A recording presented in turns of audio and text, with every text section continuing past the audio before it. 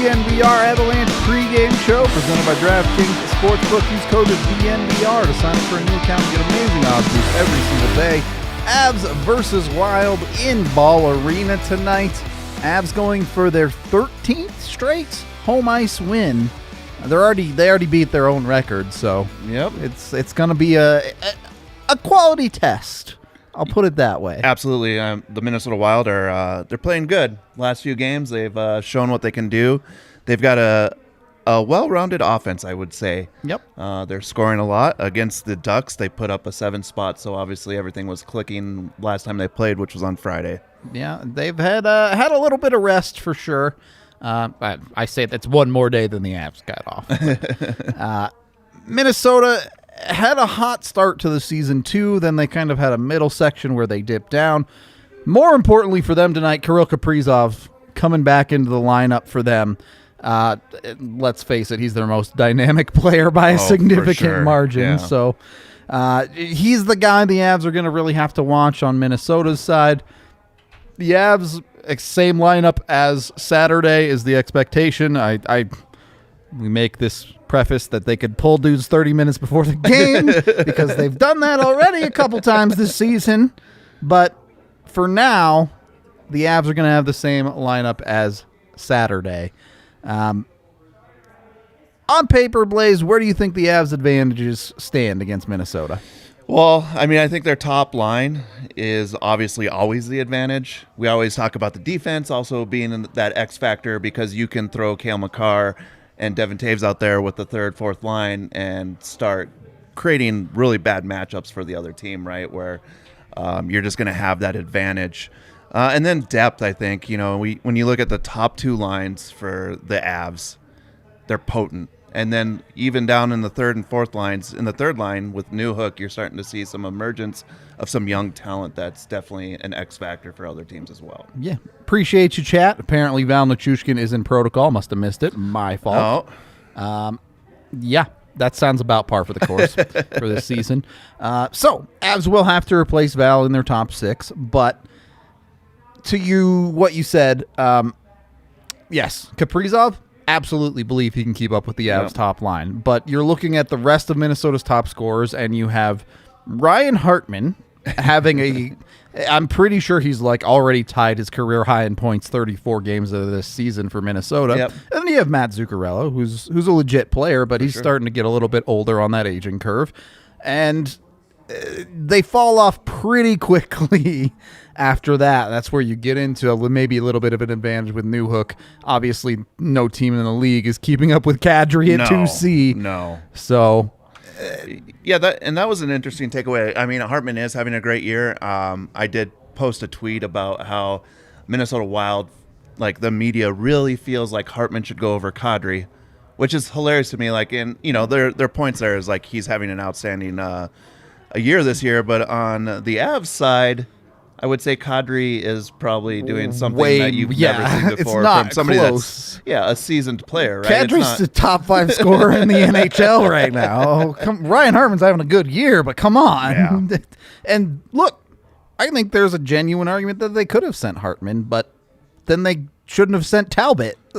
Yeah. I mean, they've got 2 guys already going to the All-Star game. So, I mean, you got to feel pretty good about that. We actually, Blais, we talked about this the other day on the show when you weren't there. How do you feel about the All-Star Game rules? Because I think a lot of people agreed with AJ and I that there shouldn't be required to send one player from every team. Yeah, and I think McKinnon also kind of hit on that a little bit, right? So it's I definitely agree with that take. No disrespect, but does Phoenix really deserve to have a player going? Does Seattle have? Do they have a reason for it? But again, it's they don't want to alienate any of those fan bases. NHL's looking out for the bottom line, right? But it's I love that comment. It's not a participation game. If you're hot, you're hot, and especially the Avs, it's basically an all-star team on those top 2 lines. Right. So at least there's at least 5 players that you could easily say should go. That's what I want to see. You should be able to send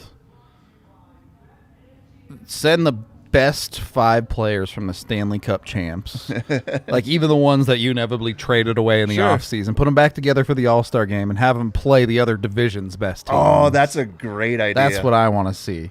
I love that idea. That'd be really interesting. All right. So they'll never do it. No. The NHL make a good decision about the All-Star game? No chance.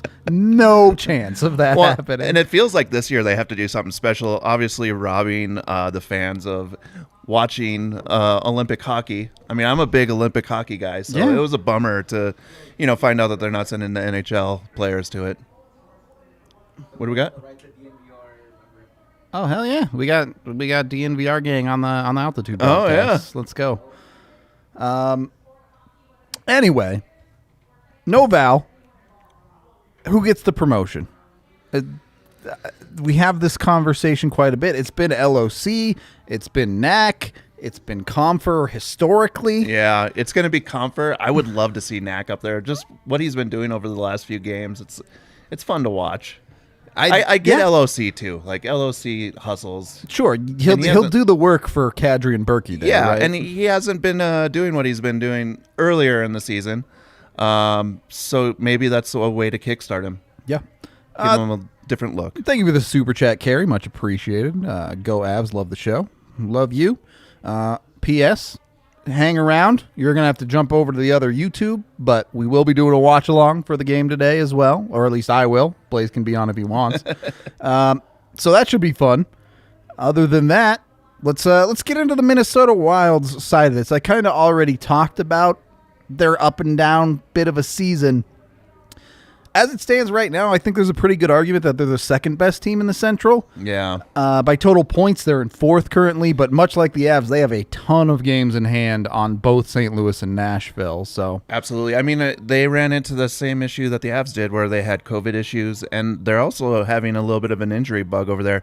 Sounds like they're starting to get healthy. Obviously, I don't even know if we hit on it, but Krill's back tonight. Kirill is back, today. Yes. So they're starting to get healthy, but yeah, I mean they're a solid hockey team, and you like it. Like there's a little bit of a rivalry there now, obviously with Minnesota dispatching the Avs in the playoffs.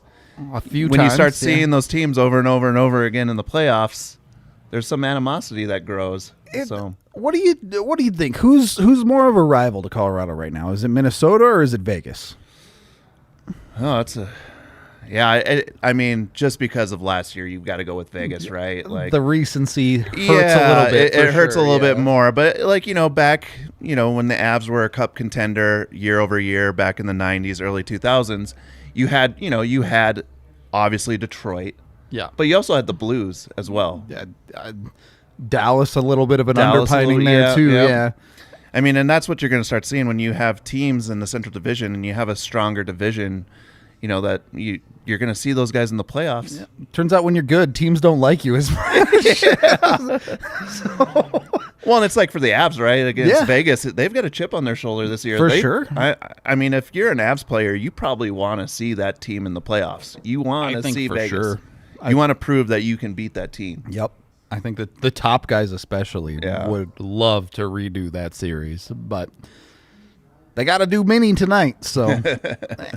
That is the goal. Minnesota sitting in a weird position as a franchise, right? Because yes, they do look like a pretty good team this year, but they have the sword of Damocles kind of sitting over their head with a $15 million in dead cap coming at them in the next couple of years due to their buyout of Parise and Suter.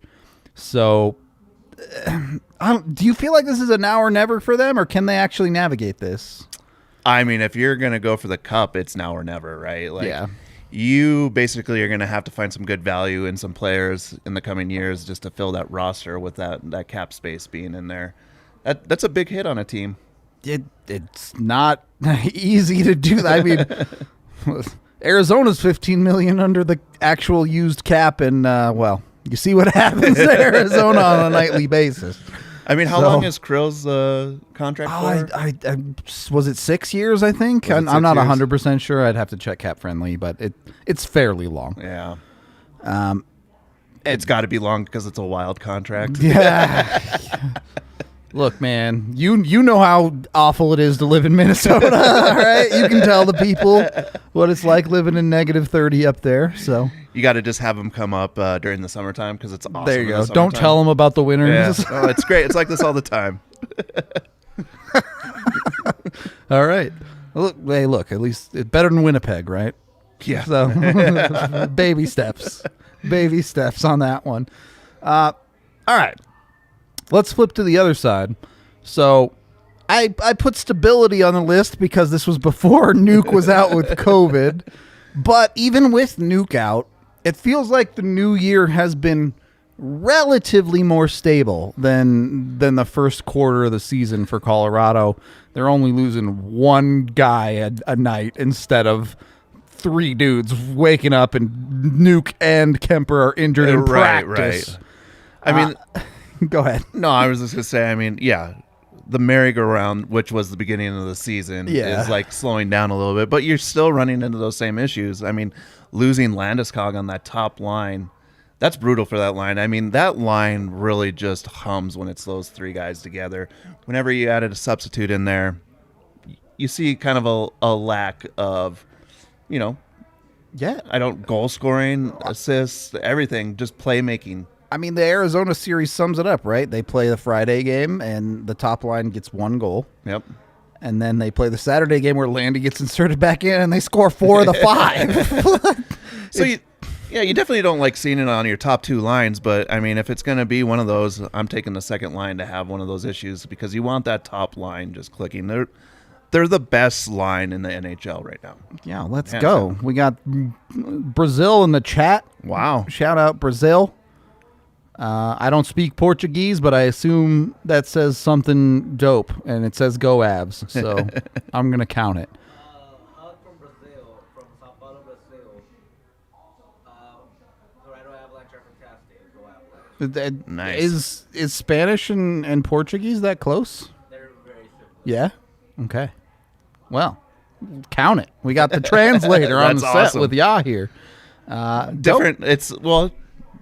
I mean, I don't know what the time change is there, but like I wonder how. Pretty close. I Yeah, would think, yeah. It's not too bad, but like I wonder if you got a few more people watching over in Europe. That's as true. well. It's not 3 a.m. for the Euros for this game. They always like the afternoon games.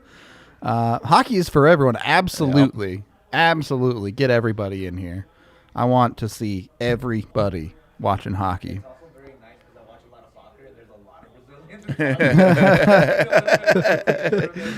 No, just enough. Yeah. Oh, what's up, Gregor? Nice to see you in the chat. Appreciate you, man. If you don't know, the amazing Hampus Leideman, he made the Mikko Rantanen song. He does the song for my outros and all of my videos. He's dope. Go give that guy some love. That's awesome. He's 7 a.m. I mean, that's better than like 3 a.m., right? You can get up early and watch some hockey. Yeah. It's not, that's why I'm going to do all Olympics, watching Drew Hellison with Team USA. So, Be up at 3 in the morning for the World Cup. oh, I believe that. I believe y'all here will be losing his mind at 3 in the morning. Yeah, look at that. That's perfect right there. You got an 8 p.m. start for Great Britain. That's like perfect. That's a normal time to watch hockey right there. God, it's not 3 a.m. So true. Warsaw. Dang, we got like all That's of dope. Europe covered. That's awesome. 9 p.m. Is 9 p.m. Greenwich Mean Time? That's probably like Germany or something. Wait, I don't know. I don't know my time zones, obviously. Yeah. Getting back, Wrong person to talk to about that. back on topic. The Avs have had most of their key players in the lineup. Yes, you lose Landeskog, but you still have McKinnon, Rantanen, Makar in the lineup at that time. It's not, all right, whichever one good player is still healthy has to drag the team to victory. It's not that Preds game is what you're saying? Yeah, that's exactly what I'm saying, basically. You also have Kemper a little bit on the way up for this team. I think, look, the shutout against Arizona is great. Now he gets a real test, right? Yep. This is the one where it's like, show us just how good you can be, Darcy. Well, and absolutely. And, Darcy's got to be feeling good about himself after that game. Like, so that's like an advantage there. Like, he's pumped up. If he comes out and has a great first period, I think you see the Avs is kind of... He's riding high at that point. Yeah, the Avs are just going to kind of skate to victory. If it comes out and it's a little squirrely, it's going to be a tight game. So, who's going to show up? And then on the other side, do we know who's starting for the Wild? I assume that it's Talbot, but I don't know for sure. Yeah, I'm not sure either. I haven't seen their lineup. Because that's a big deal. I know they were talking a little bit. They weren't sure who was starting. So, yeah. So, look, again, this year, I'm not taking starting lineups for granted for anybody. So, get there and enjoy it. 3 p.m. in Connecticut. All right, that's not Europe. We appreciate you, but that's not Europe. All right, let's get to some bets here. Yeah, let's go. You hit 5 of 6 the other night, right? 5 of 6, yeah. But again, when you're playing Phoenix, it's kind of like a slam dunk. True. I've only taken these 3 bets that I'm going to share today. We don't have a graphic for it today. Is that right, Yair? Do it. All right. But I'm trying to get to the bar through this parade that's going on in Denver. Yeah, it was a little crazy pants getting here. 40 minutes to get here. I mean, so with my bets, I'm riding the hot hand. Mikko again with 1.5 points. It was positive. I can't remember if it was like plus 110, plus 140, even better. Money. Let's that's go. That's good money right there. Okay, yeah. And then the other one, let's see, power play points by a certain player named Cale Makar. Free money. Free money again. Over half a point for plus 125. Oh, a half point plus 125? Free money. Perfect. And then from the dark side, from the Minnesota, here we go. From the Minnesota Wild, we have Matt Dumba with a half point, right? Just anytime half point. Anytime half point. Plus 115. Now, the reason that I took him is because I just see him in my mind every time I hear Minnesota Wild. I see Matt Dumba on the score sheet for some horrible reason. Unfortunately, probably free money against the Avs. He is so good against the Avs. It's unreal. So, look, that's the name of the game when it comes to betting, all right? The emotional hedge often pans out quite well. I think he only has like 4 goals, maybe 13 assists this year, so it's kind of a down year for him. Avs are a get-right team for him, though. Sure. That's the problem, though. It's just like... if he's going to have a game, it's going to be against the Avs. Definitely. Yeah. That's definitely the Dumba feel. He's the guy that scores. It used to be him and Parise, right? Yep. Parise would murder this team. Oh, man. Yeah. Now it's just Dumba, so he's got to step up and earn Blais some money. Yeah, we will be live during the game. You're going to have to swap over. It's a different YouTube link, but if you go to the YouTube channel, it should be right there. I will be live doing a watch along. We'll get you all synced up. All of that stuff, so it'll be a fun time. Please come join for that. Also, go put your bets down at DraftKings. Make money with Blais or lose money with Blais. Yeah, I don't know. Yeah, one of the two. See what happens. One of those. Those are the 2 outcomes that are going to happen. Or you could almost break even. A little bit of a break even option. Maybe a third tier there. I'm actually excited for getting the bets in on the Olympic hockey. That's where I really want to. That's where I'll lose all of my money. So why? Because I don't know anything about these Olympic teams with no NHLers going. I have no idea who's good. That's true. It could be an amazing year. Watching I was rooting for Germany last time. I really wanted them to pull it out against Russia, but things happen. Russia gets to send all the KHLers. It's a little unfair. Yeah. Anyway, I think are we good? Yeah, we're good. All right. We're going to wrap up the show. We appreciate all of y'all being here. I know it's a quick one, but it's just the way things are going because we're going to be going live for the watch along in maybe 5-10 minutes before puck drop. Please come join us for all of that. If you want someone to watch the game with, throw us on your second screen. We'll hang out with you. We'll enjoy the game together, or, we'll wallow in sorrow. We'll see how it goes. Anyway, we love all of you. We appreciate all of y'all very, very much. We will see you in 10 minutes, hopefully. If you want to watch the game without us, hopefully we'll see you in the post game. We'll be joined by the amazing AJ Hafley for post game to break this one down. So hope to see you there. At this point, enjoy the game, and we'll talk to you in hopefully just a little bit.